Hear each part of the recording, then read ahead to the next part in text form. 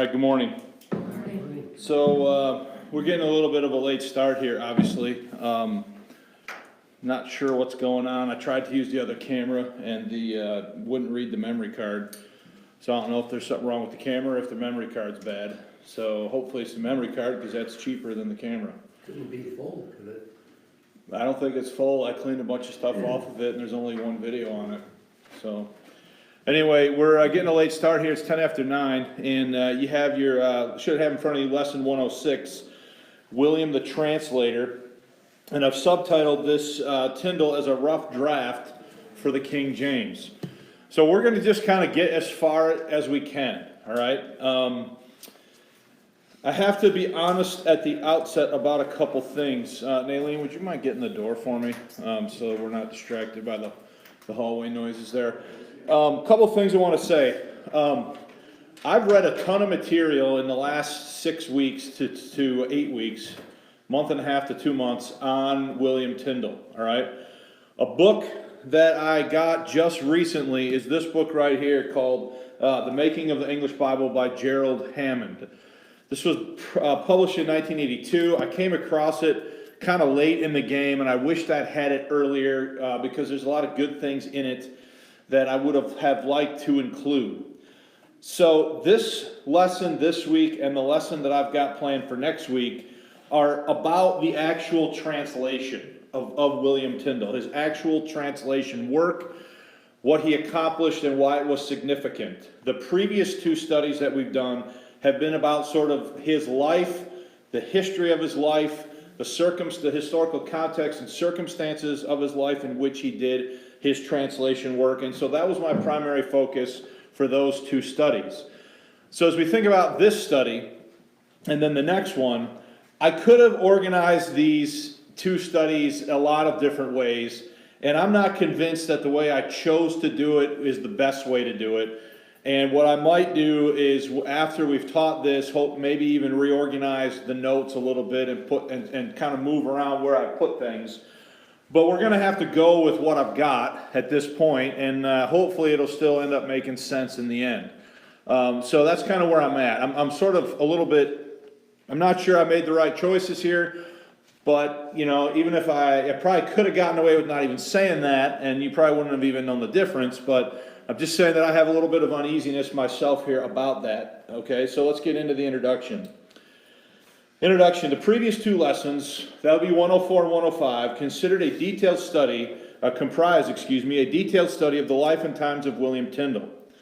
Understanding the historical context in which he labored to give us the Bible in English is paramount in terms of appreciating its full impact and importance.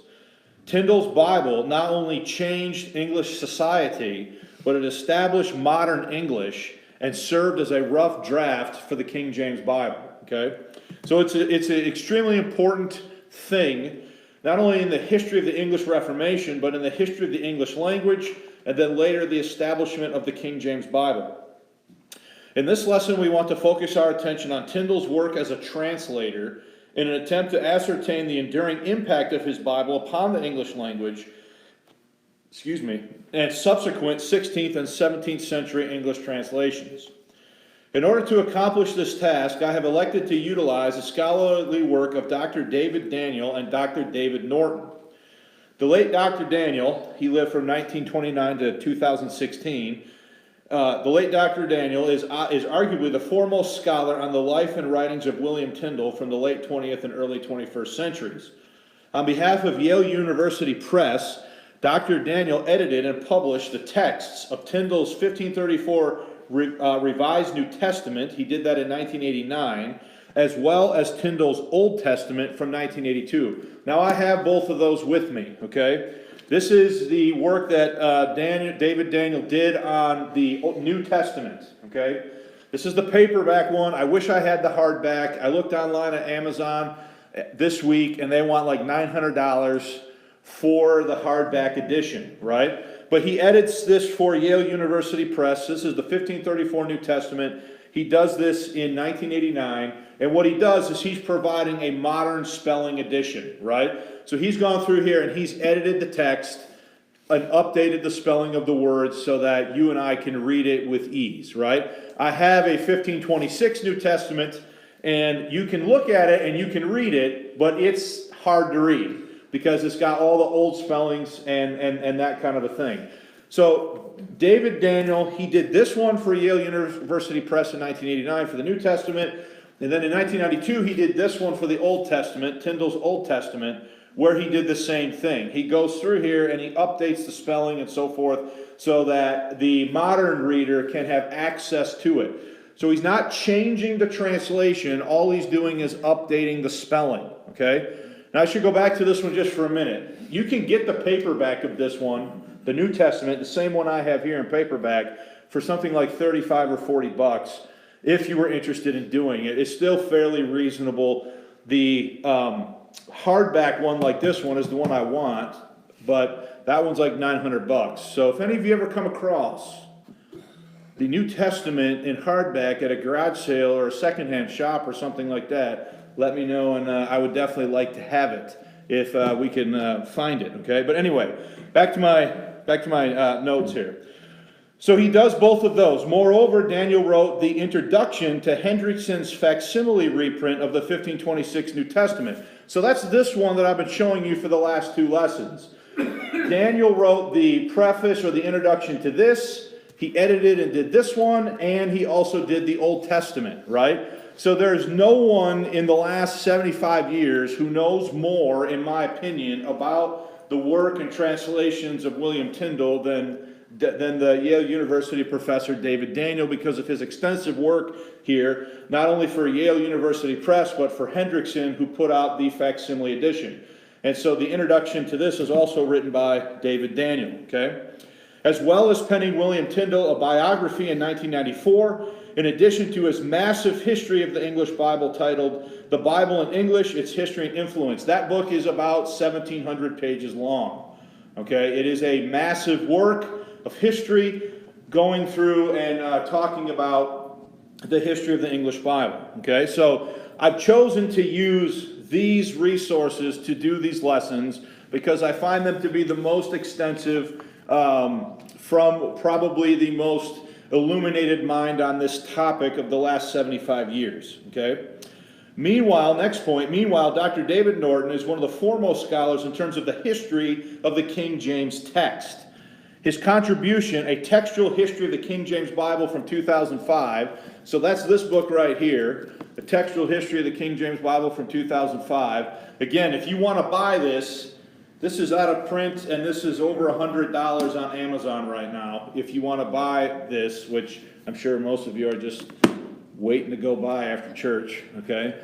But that one, as well as his 2011 book, The King James Bible, A Short History from Tyndale to Today, this collection of books, in my mind, is some of the most up-to-date information on the topics that we're talking about last 2 weeks and then heading into this study, okay? So let me finish that point.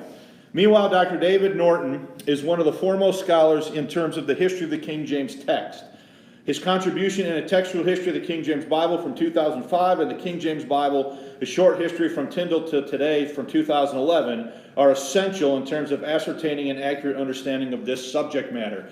Let me also add, I have corresponded with Dr. Norton. I have email exchange with Dr. Norton on various aspects of the history of the text. He's a professor at a university in New Zealand, and he and I have talked off and on over the years about different things and different points that he raises in his book. And he has been extremely gracious with me in sharing further information with me, digital copies of further information that is merely mentioned in the book.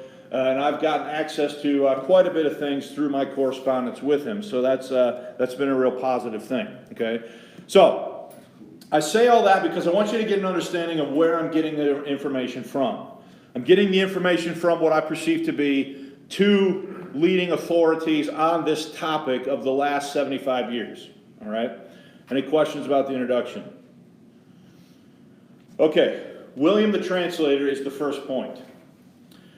David Daniel does an excellent job in terms of setting the stage for understanding the enduring impact of the King James Bible. the enduring impact of Tyndale's Bible, okay? This is what he says, quote, "The Bible translations of William Tyndale in the 1520s and 1530s are the reason why reading the English New Testament, and thus in English-speaking churches, we do not say at Matthew 6:11 the following: we should be obliged for your attention in providing our nutritional needs and for so organizing distribution that our daily intake of cereal filler be not in short supply." So why don't we go look at that? Go in your Bible quick to Matthew 6. Now, how many of you even know what verse he's referencing here? Yeah, okay. So look with me at Matthew 6, verse 11.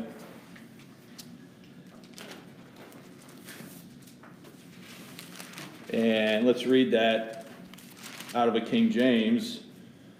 Okay, Matthew 6, verse 11, "Give us this day our daily bread."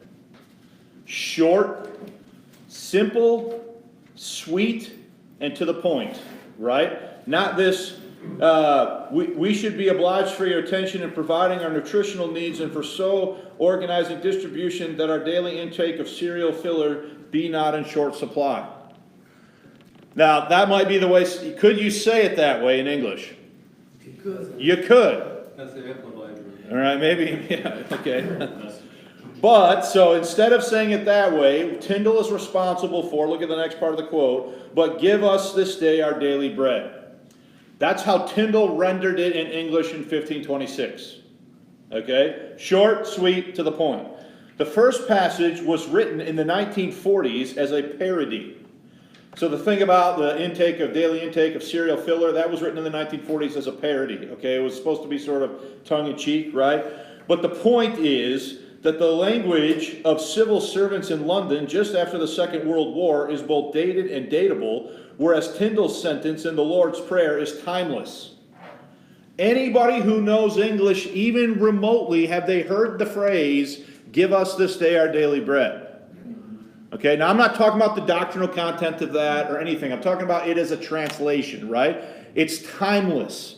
Everyone knows it. We've all heard it. We know immediately what it's talking about when we hear it. Okay? At least we do. Maybe not everyone in the culture does, but many do. The simplicity of those 7 words in Saxon vocabulary and syntax, matching the original Koine Greek, has continued since 1526 in almost all English Bible translations in the 20th century, made in their scores, with only occasional substitution of "today" for "this day." Okay, so what that means, that the way Tyndale said it in the first printed English Bible out of the gate in 1526, has it endured the test of time with virtually zero revision of that statement? Yes, okay? It is a timeless, recognizable statement that everybody can identify. So it is with hundreds of memorable phrases on English-speaking New Testament Christianity. Here are a few. "Blessed are the poor in spirit." You heard that? Yeah. "I am the good shepherd." Yeah. "Fight the good fight of faith," and many, many more. So all of those phraseologies that we are familiar with as English-speaking Christians were set forth in English by who? By William Tyndale in 1526. They have endured the test of time. They had made their way into the King James Bible. They made their way literally all around the planet through the age of British imperialism, where the sun never set on the British Empire, and they impacted millions upon millions of people. Some of these timeless statements made first by William Tyndale in 1526. Okay? Daniel explains how Tyndale was uniquely equipped to produce a translation that would transcend time in its ability to communicate the truth of God's Word in English to people centuries later. He says, quote, "Tyndale's gift not only to English-speaking Christianity, but to language and literature, secular as well as religious, came from a unique ability as a translator. He had the technical skills of fluent and accurate Greek, Hebrew, Latin, and German, and other languages, and the machinery of recent dictionaries and grammars.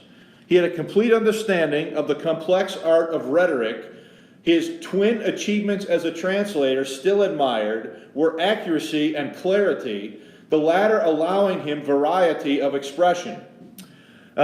Feeling himself free not to use the same English word every time the same word in Hebrew or Greek, okay? And then he's got a statement here I'm not sure I agree with, a method labeled in the late 20th century formal correspondence. He made his own meaning for meaning translations, lately labeled dynamic equivalents, and then I have it in brackets there. I'm not convinced that Daniel is using these concepts accurately, at least in that point.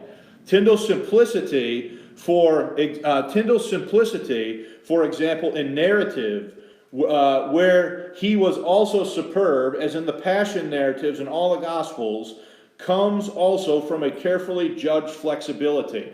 So there's two things to take from that, okay? Number one, is Tyndale very open to using a variety of English words to communicate the truth of the underlying text?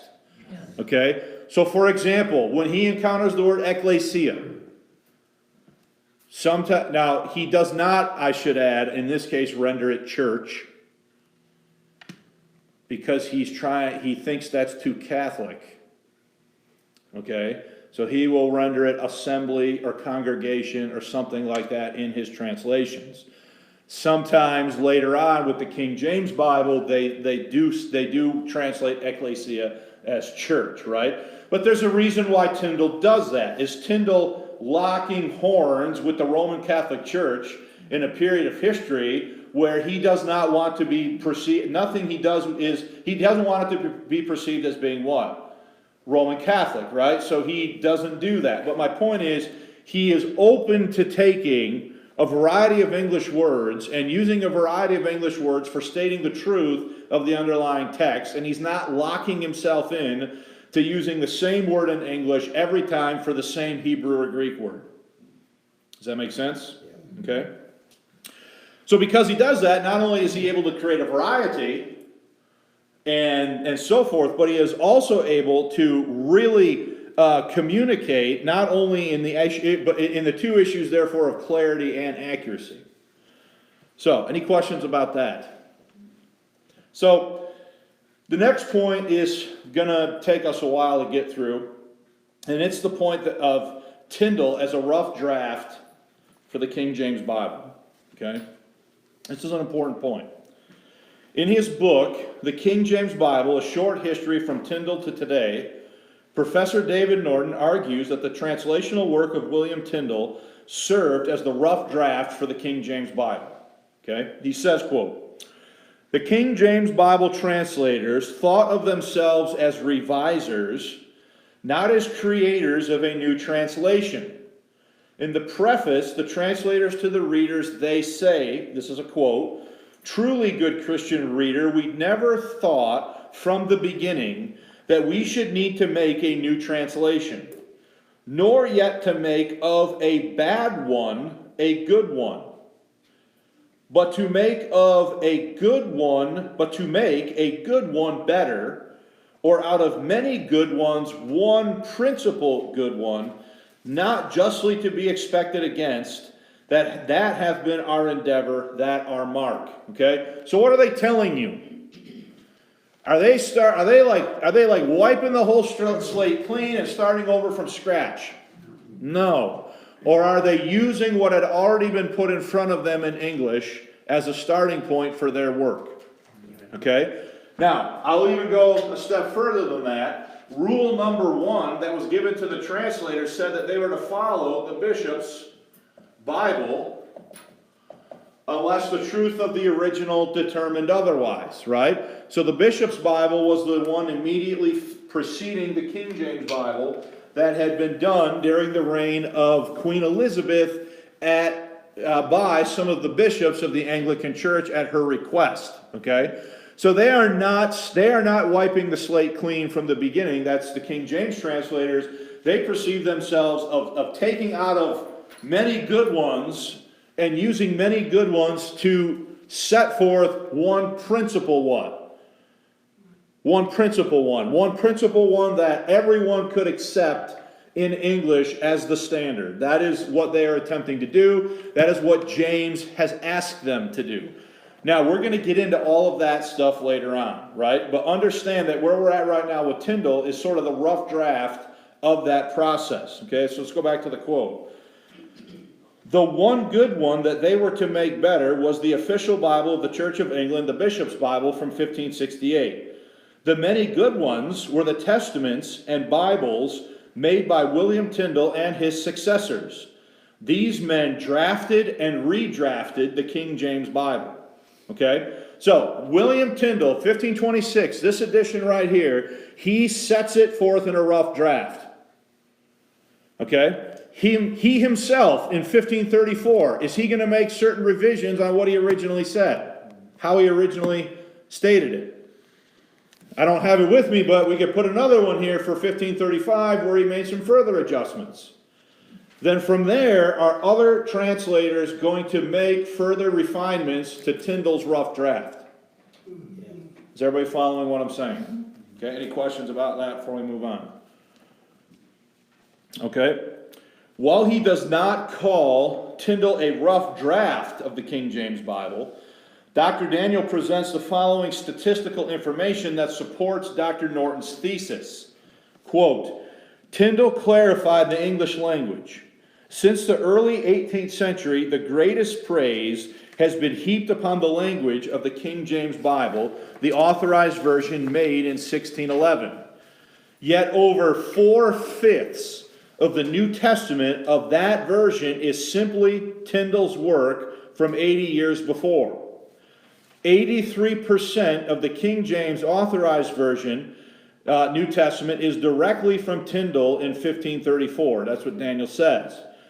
It has been estimated that 80 to 90% of the King James version is the direct expression of Tyndale. So we got three different guys there in that quote making the same type of claim, right? You've got Daniel twice, and you've got Briggs. So it's actually two different guys in three different statements. In 1611, one of the last years of Shakespeare's writing life, the English language was at a peak. It surprises nobody that the Bible from that time has immortal glory, yet it should surprise everyone. The work of Tyndale that was taken over in 1611 was done 3 generations before, when the English language was a poor thing indeed, almost dead at the bottom of the pond. Now remember, we've talked about that, right? The history of the English language. We did that in lesson 94, where I talked to you about the 3 periods, the Old English period, the Middle English period, and the Modern English period, right? And we talked about how English had fallen out of favor during the Middle English period and had been replaced by Anglo-French. We went over all that stuff, right? So when Tyndale's doing this work in 1526, he's doing it right at the beginning of when the English language is starting to begin a process of ascendancy as a language. Yet the King James Bible, that is viewed as an immortal accomplishment of the English language, is, depending on what statistic you want to use, there's 3 different ones, 4/5, 83%, or 80 to 90% Tyndale. Okay, so this King James Bible is 4/5, 80, somewhere between 80 and 90% Tyndale's revised translation of his New Testament from 1534. Okay? So when we think about the work of Tyndale, we should think about Tyndale's work as this and this as the rough draft of what? This. All right, anybody have any questions about that before we move on?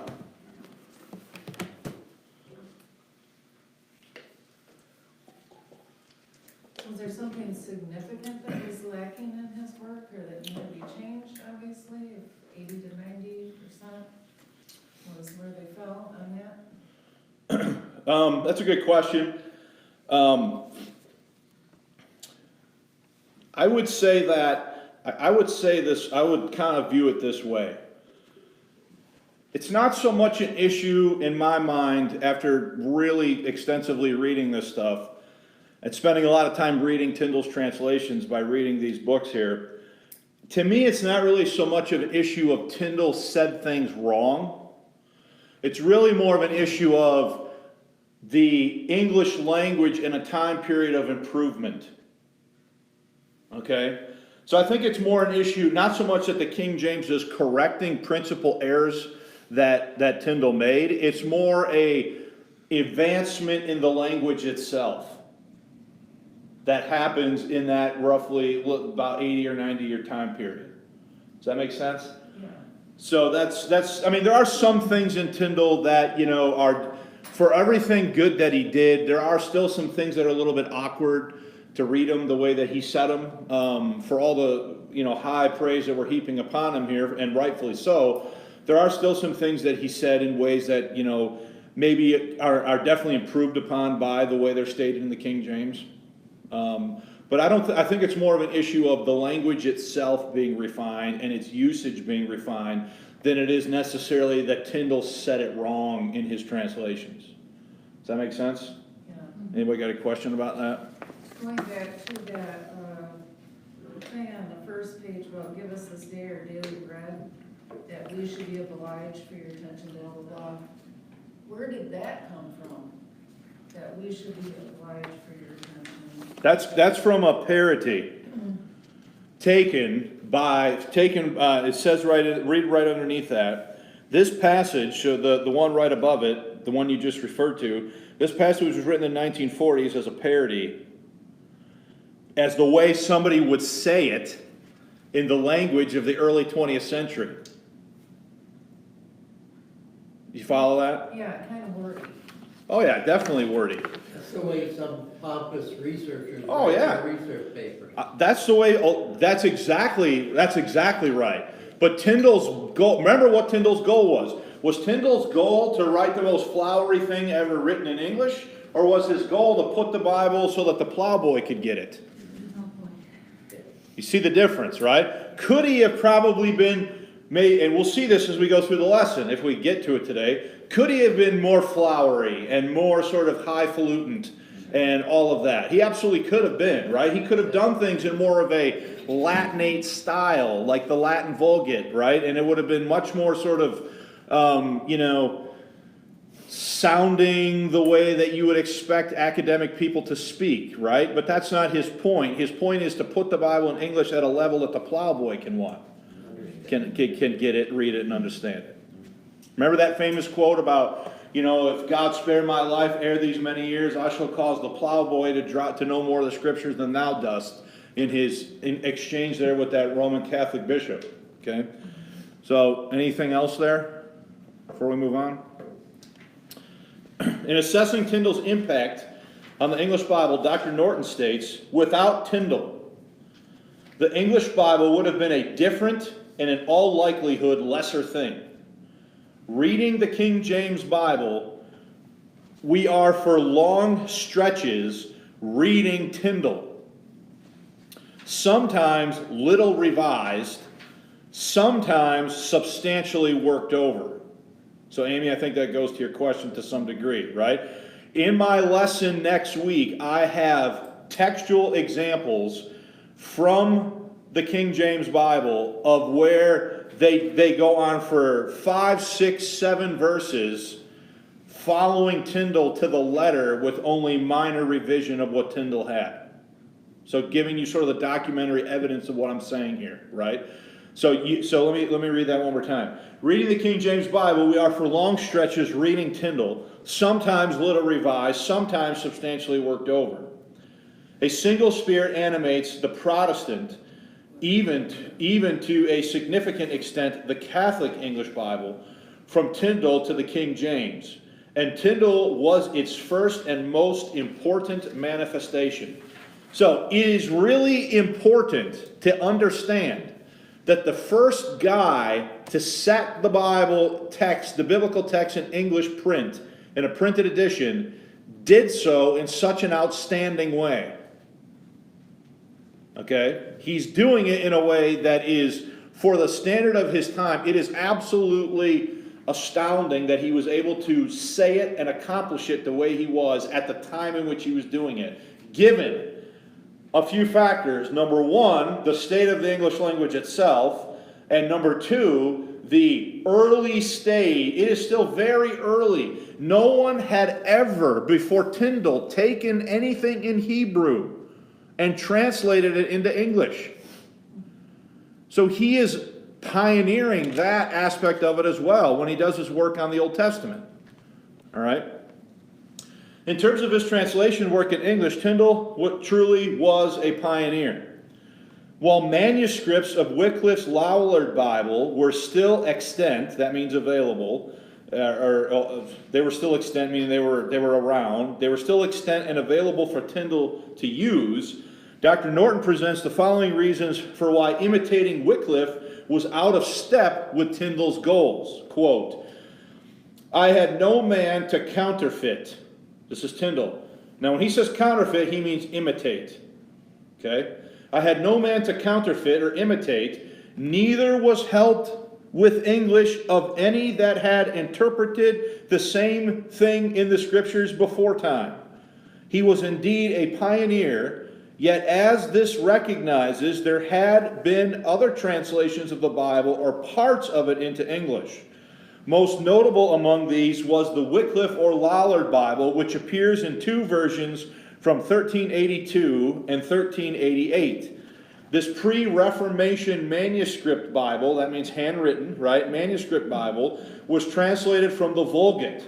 First, with such literalness that it is like a crib for the Latin. Now, crib, when you see that, that is an English, that is a British word. That means copy. The word crib there is a British word that means, we don't use that word really in America, right? Or we use it, we're talking about what you put a baby in. Maybe you've heard, that's still a British, I think, type of usage, right? But if you're going to crib someone's notes or whatever, like Sylvia says, what you're going to do is you're going to what? You're going to copy them, right? So his point here, Norton's point here, is that the Wycliffe Bible was basically a crib of the Latin Vulgate, meaning it's just basically copied word for word out of Latin into what? Into Middle English, okay? Then revised towards slightly more idiomatic English. What that means is, so there's one Wycliffe version in 1382, and then it's revised in 1388 to make it a little bit more palatable. Now we've already discussed that issue as well in an earlier lesson, okay? Tyndale may have been familiar with this, but the Latin source, the very dated English, and the excessive literalness would have made it a model to avoid. So here's what didn't happen. Tyndale didn't sit down with like manuscripts of Wycliffe here and just copy what Wycliffe said. That didn't happen. That's not what he did. Okay, he did not just copy the work of Wycliffe. He is going to go about doing this by himself from the original languages. Moreover, with the possible exception of Luther, Tyndale did not have very many non-English models to follow when conducting the work of translating. Therefore, Tyndale was very reliant upon original language texts. Tyndale's last surviving letter, written from prison while awaiting martyrdom, asks for, quote, the Hebrew Bible, Hebrew grammar, and Hebrew dictionary, that I may pass the time in this study. So what does he want to do? He knows he's going to die. How does he want to spend his time? Studying the Hebrew Old Testament. Okay. Regarding this request, Dr. Norton writes, quote, we should not take this as suggesting that he continued his translation in prison. He would have needed much more than that, paper not least. But it does show what he considered basic for this study: text, grammar, and dictionary. So if he's going to translate the Old Testament out of Hebrew, he's got to have at least three things, right? Number one, he's got to have the Hebrew text. Number two, he's going to have a Hebrew grammar that helps him understand the grammar of the Hebrew. And number three, he's going to probably need to have a Hebrew what? Dictionary that tells him what the words mean in Hebrew, so that he can adequately take them and put them into what? English. Okay? Tyndale's 1534 revision of his New Testament bears similar witness to Tyndale's reliance upon the Greek. The title itself reads, diligently corrected and compared with the Greek. Moreover, his preface, WT to the reader, states the following. This is a quote now. He says, I have looked over it again, now at the last, with all diligence, and compared it unto the Greek, and have weeded out of it many faults, which lack of help at the beginning, and oversight did so therein. If aught seemed changed, or not altered agreeing with the Greek, let the finder of the fault consider the Hebrew phrase or manner of speech left in the Greek. In other words, what he put in English was his best attempt to render into English what it said where? In the Greek.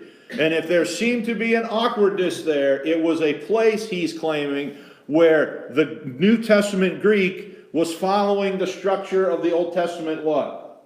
Hebrew. Okay? Let me show you that. So in the reprint, that citation there is right here. The New Testament, diligently corrected and compared with Greek by William Tyndale and finished in the year of our Lord A.D. 1534 in the month of November. And then that portion, the other quote is from this preface to the reader right here, WT to the reader. Okay? Any questions about that?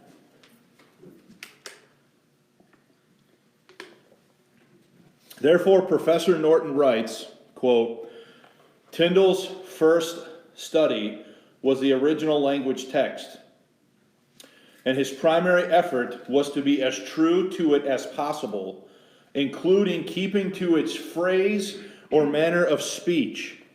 In addition to original language texts, grammars, and dictionaries, Tyndale also had the following additional helps. Quote, for the New Testament, he had Erasmus's Greek text and Latin translation and the Vulgate.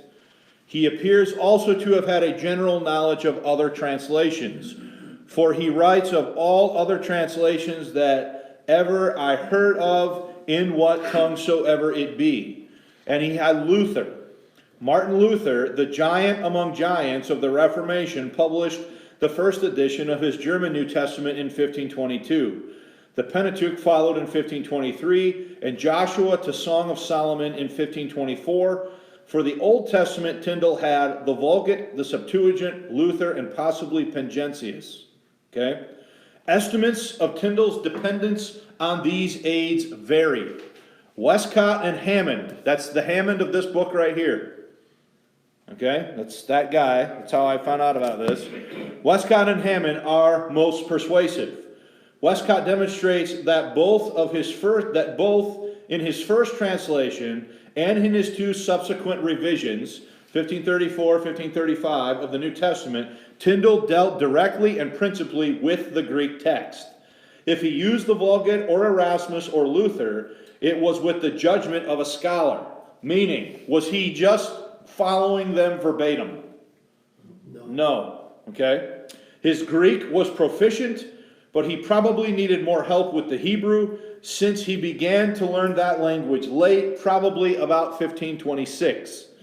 While the truth of the original languages was Tyndale's scholarly priority, his motivation was to make the scriptures comprehensible to his fellow what? Countrymen. Now, here is the point that I don't want you to miss. Whose Greek text is he using? Erasmus. Is he using the Textus Receptus? Yes. Yes. Is he using or referencing Luther in German? What did Luther translate? The Textus Receptus. He translated the second edition of Erasmus, right? So the Tyndalean translation is a Textus Receptus base text. It is the text of the Reformation. It's the text that drove the Protestant Reformation and its translation into English. It is not the modern critical text. It didn't even exist.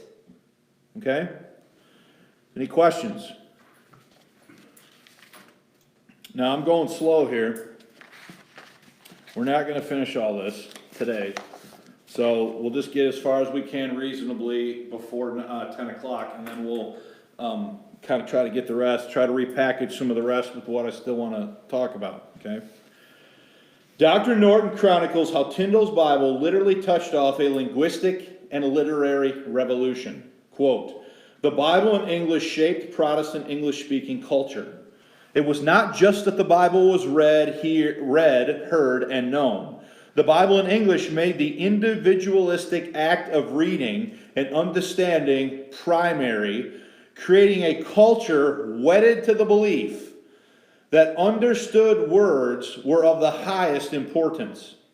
Besides this, the Bible, more than any other writing in English, shaped the English language. This was an unlooked for consequence of Tyndale's work, for he never set out to create a linguistic or literary revolution. Yet this he made as the kind of English he should use." Did I mess that up? Yet this, and so he's referring to a literary revolution. Yet this he made as to the kind of English he should have an effect on every speaker and writer of English. Thomas More, his arch antagonist, mockingly suggested that all England must now go to school with Tyndale to learn English. Understand that he's saying that mockingly, but is that true? Yes. It's absolutely true. His point was the difficulty of Tyndale's language. That we now find it remarkably straightforward and even powerful is precisely because all England went to school with Tyndale and learned English from him and his successors, most notably from the principal form his work took, the King James Bible. So, what literally shaped the English language? The Bible in English. Most notably and most principally early on, who? Tyndale. So when they're talking there about the whole country going to school with Tyndale to learn English, Thomas More does not mean, he hates even saying that, but he can't get around the fact that once this is in English, how are people learning English? By reading their Bible. Okay? Any questions about that?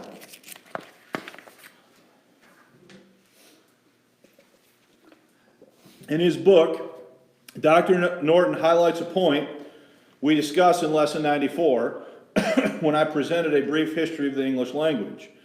Namely, that before Tyndale, English was not perceived as a suitable language for literature or scholarship, much less the Bible. In spite of the many English literary achievements we now recognize for times before Tyndale, English had no prestige as a language for literature or scholarship. To translate the Bible into English was both to debase it and put it into a language many felt had not the ability to express meaning.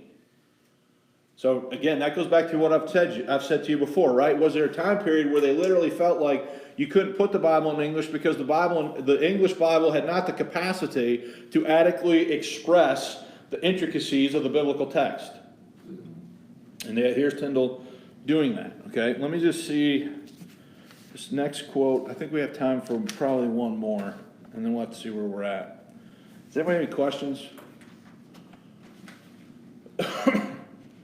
Who's literally giving us our language here? Tyndale. And it's literally being given to us by a Bible, by God's Word in English.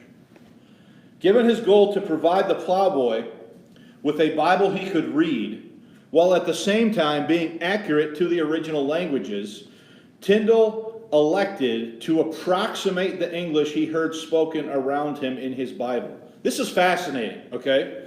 So, is he doing this at a time where English is not really settled? So he has to make a choice, right? How's he gonna write? How's he gonna translate? Is he gonna translate, in sort of a highbrow sort of way? Or is he gonna translate in such a way that attempts to mimic what he hears, how he hears people talking all around him, all right? So let's look at this lengthy quote. This is from Daniel, I'm pretty sure. No, this is still Norton. Okay, he says here, He had his duty to the text, and we have already seen that he tried to shape his style to its styles. He also had his duty to his audience. Images as the boy that driveth the plow, we would say the man in the street. It is a duty to be comprehensible to an unsophisticated audience, so that the unavoidable choice was to write in a way that approximated the English he heard spoken all around him. These two duties were paramount, and the choices seem inevitable. So he has to walk a line between accurately expressing the truths of the originals that he's translating and doing it in a style of English that the plowboy, the people, the common guy in the street of his day could what? Understand. Okay? He probably had two other choices. One was to make the translation thoroughly literal, following the word order of the original and imitating its vocabulary whenever possible. This would sometimes have worked against the duty to be comprehensible. Another way to try to write appropriately majestic religious English, if only such a thing existed, but it did not, the nearest he might have come would have been to try to write majestically by shaping his language according to the best standards of eloquence he knew, those of the classical Latin and Greek.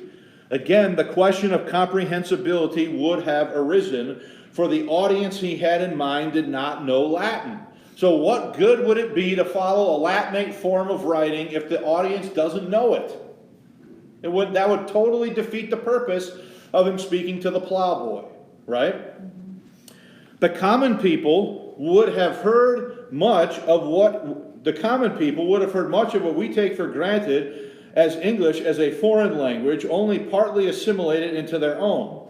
And they would have found Latin sentence structures very alien to their own way of talking. Any attempt to write with the eloquence of the classics would have sinned against both comprehensibility and the English language, just as much as a literal translation would have. There was a further political reason for avoiding a Latinate way of writing, either in vocabulary or sentence structure. It would seem too close to the language of the Vulgate and the Catholic Church, and so to be supporting the institution he opposed. So does he want to sound at all like a Latin scholar or a Romanish priest or a bishop or anything like that? That's exactly what he's trying to what? Avoid. Okay? Tyndale's choice was to attempt a balance between ordinary English and the ways of writing he found in the original languages. Fortunately, as he observed, the Hebrew, and to some extent the Greek way of writing, especially in its simple sentence structures and its vocabulary, tied to the very world, fitted well. I think we need to check that. I think that should say tied to the very word, fitted well with English. Tyndale stated the following in his Obedience of a Christian Man. St. Jerome also translated the Bible into his mother tongue. Why may not we also? They will say it cannot be translated into our tongue. It is so rude. Now, that's important. What's Tyndale telling you? Is Tyndale fully aware that what he's doing is going to be criticized by people for putting God's word into a rude tongue? Yep. He was fully aware of the times and the historical context in which he is doing the translation. But look at his response to this objection. He says at the end of page 5, it is not so rude as they are false liars. For the Greek tongue agreeth more with the English than with the Latin. And the properties of the Hebrew tongue agreeth 1,000 times more with the English than with the Latin. The manner of speaking is both one, so that in 1,000 places thou needest not but to translate it into English word for word. When thou must seek a compass in the Latin, and yet shall have much work to translate it well favorably, so that it have the same grace and sweetness, sense and pure understanding, with it in the Latin as it hath in the Hebrew. 1,000 parts better it be translated into English than into Latin. What's he saying? What's he saying? He's saying that English is better suited for translating Hebrew and Greek than Latin. Okay, let's finish this quote and we'll stop. This perception of the qualities in English that match the Greek, and especially the Hebrew, is crucial to the way Tyndale translated. He could often translate word for word, that is, literally, and still write natural English that would reveal the full meaning of the original. It would be as true to the meaning of the Vulgate and truer to the way the originals were written. And this, in general terms, was to be the method, style, and purpose, ultimately, of the King James Bible. Okay? Now, for the sake of time, I want to give you I want to leave you with a couple examples. Go in your notes quick to page 8.